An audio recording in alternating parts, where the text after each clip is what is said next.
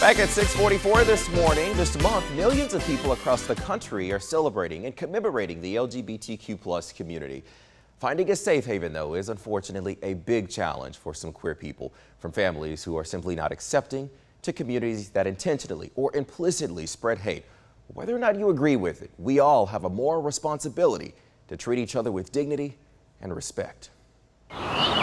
Inside High Street Church, it is clear both faith, hey, there is a place for me in this world, and inclusivity are paramount. There is room for both faith and identity in the same breath. A complex lesson Reverend Amanda Schuber, the minister here, learned decades ago.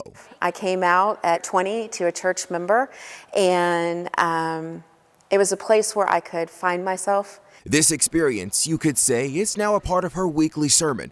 All thanks to an ally, or co-conspirator, as she calls it. Somebody who doesn't need to center themselves in the charge, but who centers the people who are most marginalized in the charge. A person who supports, educates themselves, and advocates.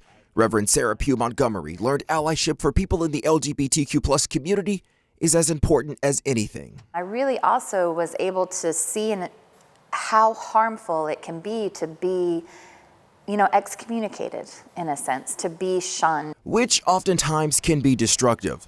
Some will never understand or even agree with the culture. But Reverend Pugh Montgomery believes keeping an open mind and being respectful allows for a chance to learn, at least for her two girls. So we kind of just talk about that. We said some people have two mommies and some people have two daddies and some people have a mom and a dad and some just have one mom. Everyone's situation is unique. And while the nation celebrates Pride in June, both tell me this is an everyday experience for the LGBTQ+ community. Finding equality is difficult for some, but making an effort to rid implicit biases, Reverend Schuber tells me, can make a world of a difference. We have to be willing to stand side by side with people in the fight, and that goes across all identities. A lesson for us all to be considerate of the next person, because after all, we're all human. For a full list of Pride events happening across Central Georgia, you can check out our website, 13wmaz.com. Just look for the story there.